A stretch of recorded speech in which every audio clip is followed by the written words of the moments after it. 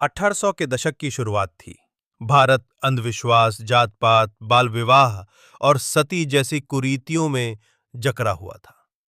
तभी एक आवाज उठी, परिवर्तन लाओ, नहीं तो समाज पतन की ओर जाएगा। यह आवाज थी राजा राम मोहन राय की।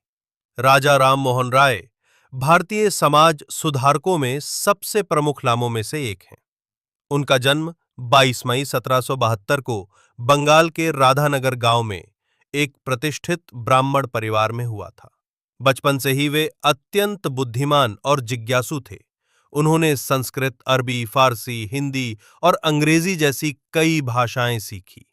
राम मोहन राय ने भारतीय समाज में फैली कुरीतियों को गहराई से देखा और महसूस किया कि इन बुराइयों के चलते भारत पिछड़ रहा है। उन्होंने सबसे पहले सती प्रथा के खिलाफ आवाज उठाई, जिसमें पति की मृत्यु के बाद पत्नी को भी चिता में जीवित जला दिया जाता था। ये एक अमानवीय प्रथा थी और राजा राम मोहन राय ने इसके खिलाफ कठोर संघर्ष किया। अंततः 1849 में ब्रिटिश सरकार ने इस प्रथा को प्रतिबंधित कर दिया, जिसका श्रेय काफी हद तक उन्हें ही जाता है।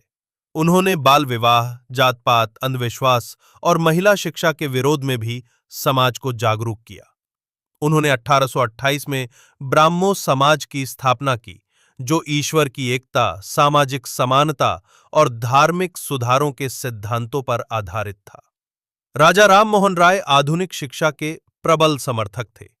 उन्होंने अंग्रेजी, विज्ञान और गणित को भारतीय शिक्षा व्यवस्था में लाने पर जोर दिया। साथ ही उन्होंने बंगाली और अंग्रेजी अखबार भी निकाले, जिससे लोगों में चेतना फैली। 1833 में वे मुगल सम्राट के प्रतिनिधि बनकर इंग्लैंड गए, जहां 27 सितंबर को उनकी मृत्यु हो गई।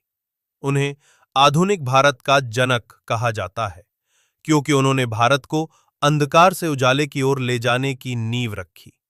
वो पहले व्यक्ति थे जिन्होंने कहा, हमें अंधविश्वास नहीं, विज्ञान और तर्क चाहिए। कहानी पसंद आए तो लाइक करिए और मेरे चैनल को सब्सक्राइब कीजिए। धन्यवाद।